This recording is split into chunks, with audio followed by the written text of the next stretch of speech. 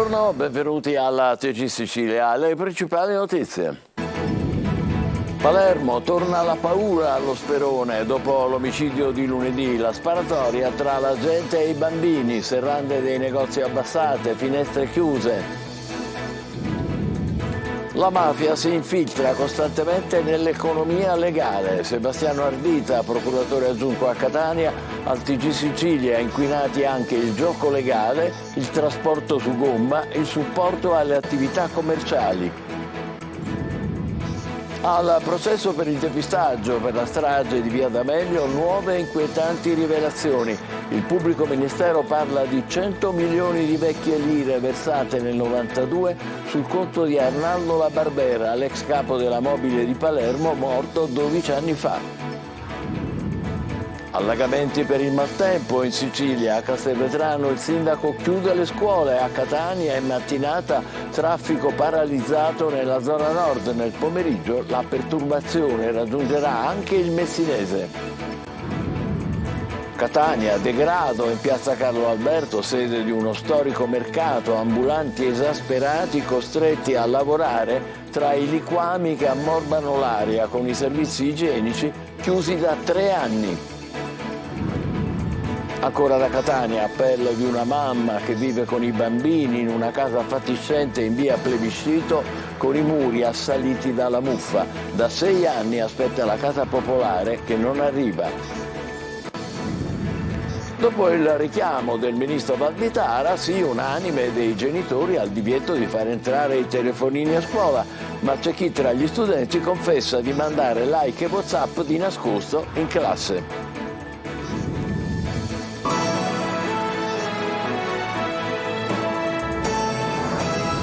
Bentrovati. Palermo, lo Sperone si interroga sulla tragedia di lunedì, un omicidio nel pomeriggio in mezzo alla gente, tra i bambini. Nel quartiere cresce la paura. Marco Gullà. Oggi piove a dirotto e in pochi escono. Su queste strade però che stiamo percorrendo 2 giorni fa ci sono state scene da Far West.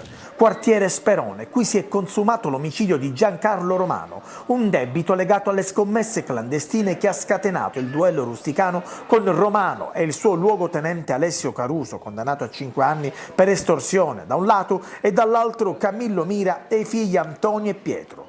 Pugni, spari, lo Sperone teatro di violenza e oggi molti residenti hanno paura, come ci spiega il parroco del quartiere. Subito a caldo, tantissima paura, tantissima tensione, non mandiamo i bambini a scuola, dicevano le mamme nei gruppi WhatsApp, tanto nervosismo, perché il fatto è avvenuto in piena ora di punta, in pieno pomeriggio, alle 6:15, 6:30, quindi quando i bambini tornano a casa, i genitori vanno rincasando, c'è chi va a comprare il pane, la frutta, le ultime cose per la sera, quindi la paura c'è stata. Oggi va scemando un po', ma si teme sempre che possa scoppiare una guerra che non deve assolutamente scoppiare invece tra famiglie, tra situazioni che chiaramente non piacciono. A microfoni spenti un uomo ci dice: per adesso meglio non uscire allo Sperone. Il parroco però tiene a precisare che la violenza scoppiata in città non riguarda solo lo Sperone. Come tutti i quartieri di Palermo, un quartiere che sta vivendo un'escalation di violenza incredibile. Abbiamo visto qualche mese fa in centro città quello che è successo. Non è un problema delle periferie, è un problema sociale allarmante che riguarda l'intera città. Le telecamere di sorveglianza delle zone in cui i conflitti a fuoco si sono svolti hanno aiutato la polizia a ricostruire quanto era accaduto. Il ferito resta in gravi condizioni, ma non dovrebbe essere in pericolo di vita. Vittoria, si è consegnato ai carabinieri nella notte il presunto omicida di Giovanni Russo, il giovane di 23 anni ucciso ieri nella zona di via Colle d'Oro. Il 29enne avrebbe esploso alcuni colpi di pistola che hanno raggiunto alla testa la vittima. Russo è morto subito. L'indagato è stato interrogato dal magistrato di turno, ma non ha risposto alle domande ed è stato portato nel carcere di Ragusa. Gioventù violenta per la rissa di gennaio davanti a una discoteca a Balestrate, 4 nuovi arresti, 3 ai domiciliari, un minorenne in comunità. Nello scontro tra baby gang era morto un 19enne di Partinico, il sospetto assassino, un 20enne, è ai domiciliari. Sebastiano Ardita, il procuratore aggiunto a Catania, al TG Sicilia. L'inquinamento mafioso dell'economia legale è ormai, dice, una costante. Dal gioco legale dal trasporto su gomma al supporto delle attività commerciali, oltre al tradizionale business delle pompe funebri. Intervista di Lorena Dolci. Lei ha sempre parlato, anche nei suoi libri, di questo rapporto tra mafia e colletti bianchi e di una mafia, in particolare quella catanese, particolarmente propensa a fare affari. Ecco, questo modello è ancora valido? Ma questo è un modello che attraversa tutto il territorio nazionale, perché nasce dalla esigenza di queste organizzazioni di trovare uno sbocco differente rispetto alle loro attività criminali di tipo tradizionale. È chiaro che in una realtà, in un territorio complesso come quello catanese, questa vicenda si innerva nelle più importanti inchieste giudiziarie e finisce poi per attualizzarsi in una realtà come quella del nostro territorio, nel quale l'aggressione al patrimonio collettivo, ma all'economia legale, è ormai divenuta una costante. E questo perché ovviamente i fattori che scatenano gli interessi di Cosa Nostra e delle altre organizzazioni di tipo mafioso sono fattori legati essenzialmente al controllo assoluto del territorio, anche attraverso l'economia. A quelli che erano i settori tradizionali, come per esempio quello del movimento terra negli appalti o della fornitura di inerti alle pompe funebri, oggi si aggiungono il gioco legale, le attività di trasporto su gomma, moltissime attività che vengono come settori di supporto alle attività commerciali.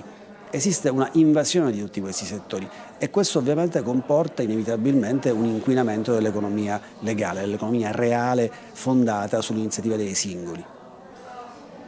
Dalla mafia affarista di oggi a quella stragista degli anni 90, dal processo per il depistaggio per la strage di Via D'Amelio, nuove rivelazioni. Il pubblico ministero parla di 100 milioni di vecchie lire versate sul conto di Arnaldo La Barbera, l'ex capo della Mobile di Palermo, morto nel 2002. Manlio Viola.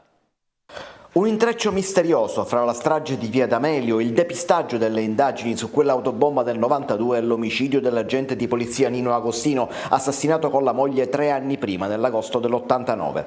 È sempre più fitto il mistero ad uno dei più grandi gialli italiani e proprio la storia del depistaggio su Via D'Amelio. Sono 3 le principali novità emerse durante l'ultima udienza del processo per quel depistaggio in corso a Caltanissetta e c'è sempre l'ex questore Arnaldo La Barbera al centro di tutti i gialli.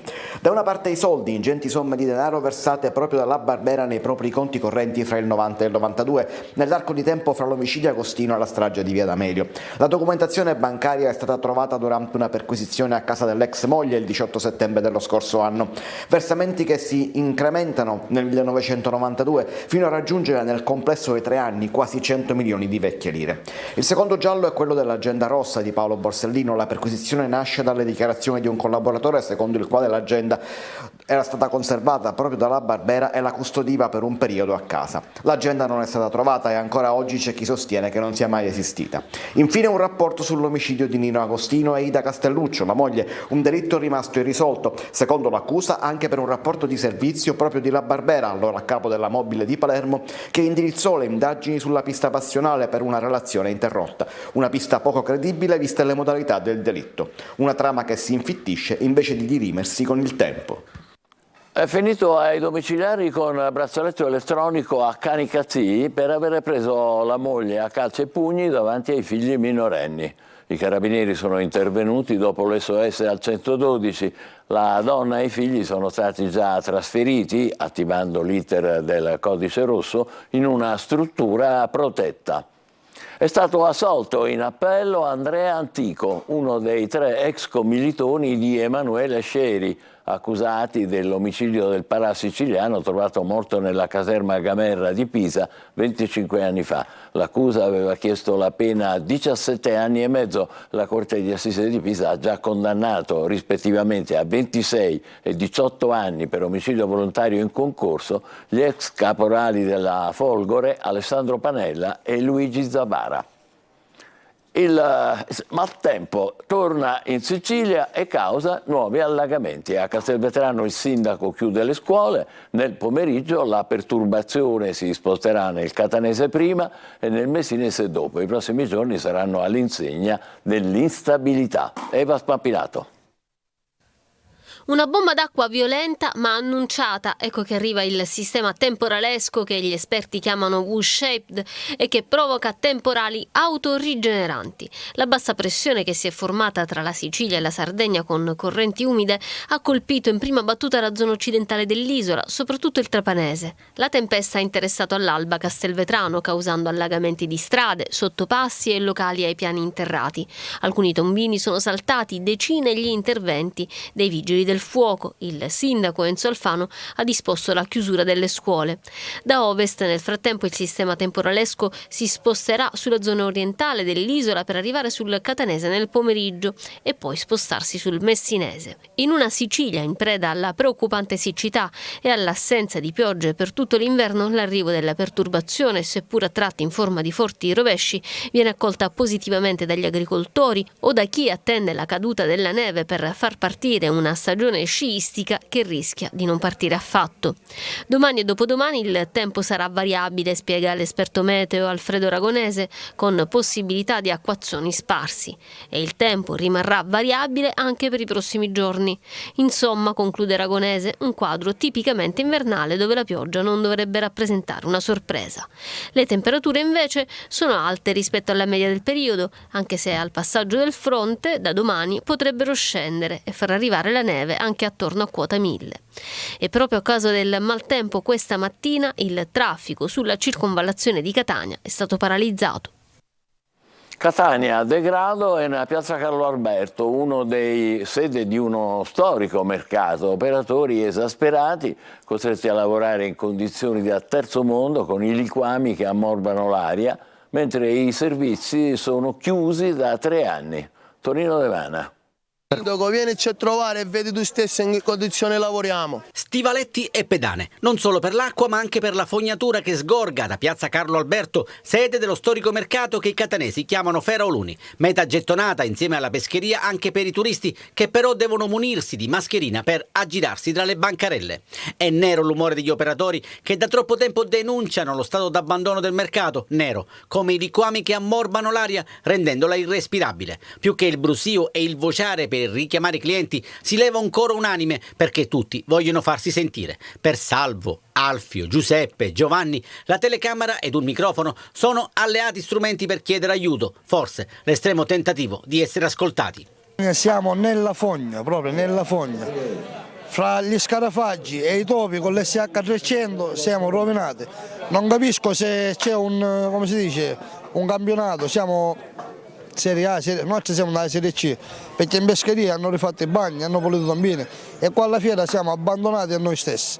Fogna, tutte le schifezze qua, tutto, proprio siamo persi totalmente. Penso che lei stesso lo vede, guardi quanto è difficile lavorare. Condizioni igienico-sanitarie da terzo mondo che agevolano il proliferare di insetti e topi e con l'arrivo dell'estate e quindi del caldo torrido sarà anche peggio. Topi che parlano cunicchia, noi ci chiamiamo cunicchia. Come si sono potto? Perciò non è come ci sono potto, magari uno sta io. Da queste parti non ci sono servizi igienici, i bagni che vedete sono chiusi da 3 anni, ma qualcuno li utilizza ancora nei momenti di estremo bisogno, naturalmente all'aperto, in una strada che somiglia sempre più ad una latrina. A TG Sicilia adesso l'appello di una mamma di Catania che vive con i bambini in una casa fatiscente con i muri assaliti dalla muffa. Da 6 anni attende una casa popolare che non arriva. Lo faccio per i miei figli, dice, non si devono ammalare, preoccupata. Giusy Lazzara. Ci accoglie in questo basso, in pieno centro storico Catania. Valentina ha cresciuto in queste 2 stanze, senza una finestra e con i muri assaliti dalla muffa, i suoi 2 figli che oggi hanno 5 e 9 anni. La porta del terrazzino rimane aperta, non si può chiudere né la sera, guardi, né la sera, una porta così va a finire, abbiamo detto sempre a padrone di casa di sistemarla, ma ti dice no.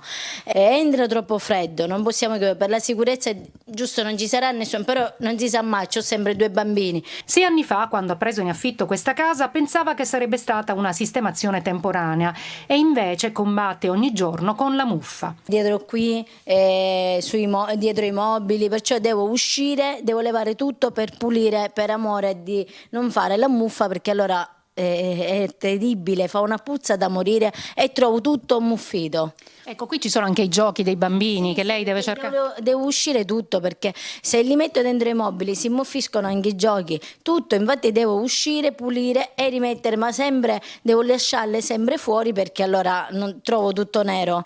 Ci racconta che è costretta a stendere i panni dentro perché quando ha messo lo stendino sul marciapiede le hanno rubato la biancheria stesa. Io sono in graduatoria da 5-6 anni e ancora stiamo aspettando, ci sono anche delle case tipo abbandonate, abbiamo fatto delle riprese, ma non se ne parla, manco ammazzato. Le posso chiedere quanto paga per questa casa, quante stanze sono e abbiamo visto anche in che condizioni? Ogni mese sono 320 euro e non è che è una casa, è una stalla secondo me, perché non ci sono né porte, ognuno diverse, ci vorrebbe anche una stanzetta per i bambini, non c'è nulla, nel senso non è che è una casa abitabile.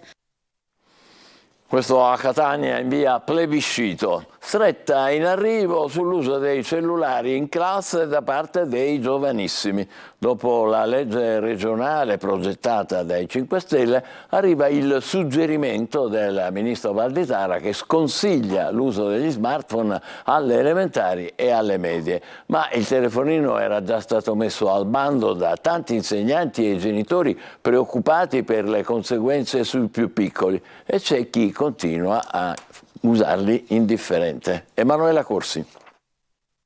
Il cellulare in classe tu lo usi oppure no? Sì, a volte sì.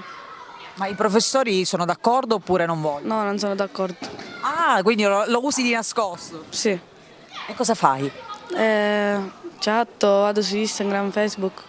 In Florida li hanno messi al bando per chi ha meno di 16 anni, mentre New York è stata la prima città a dichiarare guerra ai social media che sarebbero un pericolo per la salute, soprattutto mentale, dei giovanissimi. Una battaglia che non è solo a stelle e strisce, ma che tocca anche la Sicilia. Il pediatra e deputato regionale del Movimento 5 Stelle Carlo Gilistro nelle scorse settimane ha presentato un disegno di legge voto che prevede il divieto dell'utilizzo di dispositivi elettronici per i bambini più piccoli e limitazioni fino ai 12 anni, assieme a sanzioni per l'uso non didattico nelle scuole.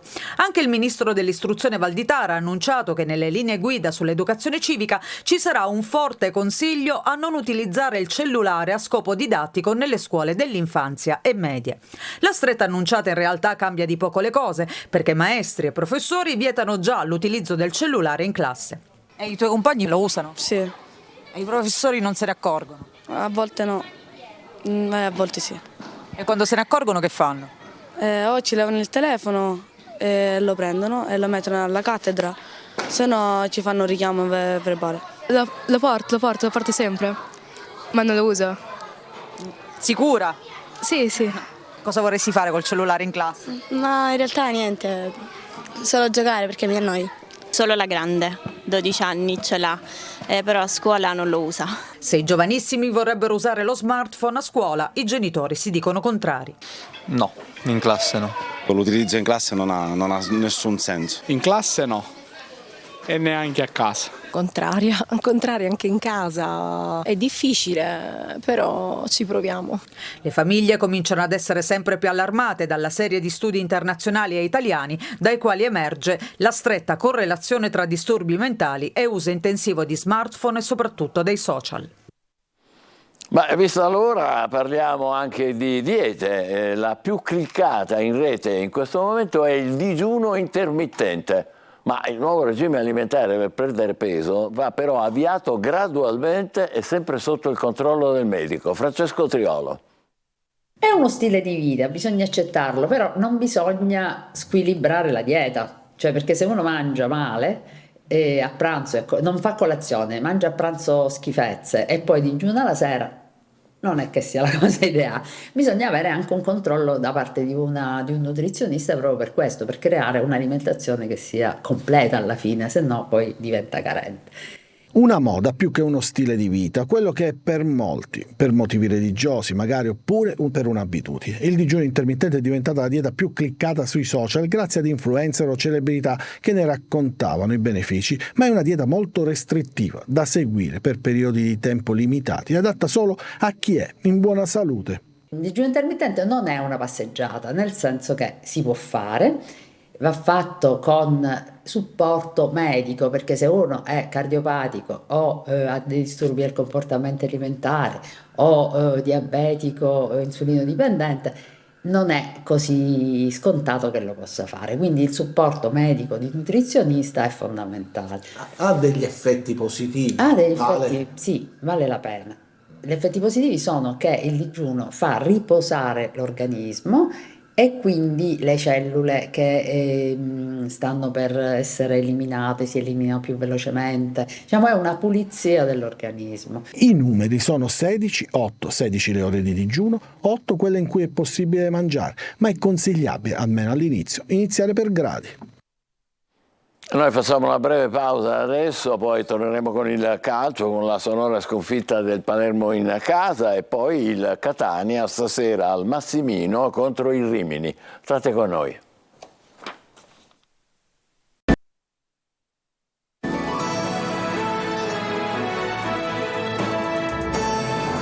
Riprendiamo con il calcio, il Palermo perde al Barbera e vede allontanarsi il secondo posto. La Ternana vince 3-2 e manda al tappeto i rosanero. Marco Gullà.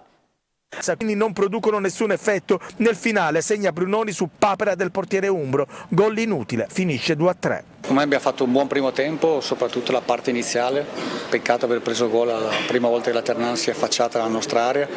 Poi per me la squadra lì è rimasta in equilibrio, ha continuato la partita che stava facendo, ha trovato un bellissimo gol con Chris, abbiamo continuato a spingere, anche nel primo tempo a volte siamo andati un pochino fuori equilibrio, ma la percezione è che potessimo fare gol. Sul campo del Brescia. Catania, questa sera al Massimino la semifinale di ritorno della Coppa Italia di Serie C. Arriva il Rimini e il Catania deve ribaltare lo 0-1 della gara di andata per accedere in finale e giocarsi così trofeo e posto privilegiato nei play-off. Francesco Triolo. È la classica partita dove non c'è un domani, dentro, fuori e in palio c'è più di mezza stagione nel Catania, perché se è vero che i playoff sono ancora un obiettivo raggiungibile in campionato, passare dalla finestra della Coppa Italia significherebbe arrivare direttamente al piano superiore, quello della fase nazionale, della post-season. Alla sfida di stasera contro il Rimini il Catania non arriva nelle condizioni migliori. L'intervento del vicepresidente Vincenzo Grella alla vigilia del match hanno chiarito che la società pretende di più. Oggi arriverà anche il presidente Pelligra, segnale che si cerca una compattezza dentro e fuori dal campo per centrare gli obiettivi stagionali. Lucarelli prepara questa partita già da un mese, sa che si gioca tanto, lui e la squadra. La partita contro la Juve Stabia aveva in un certo senso illuso l'ambiente che il Catania avesse finalmente invertito la rotta, e invece a Taranto c'è stato un brusco risveglio.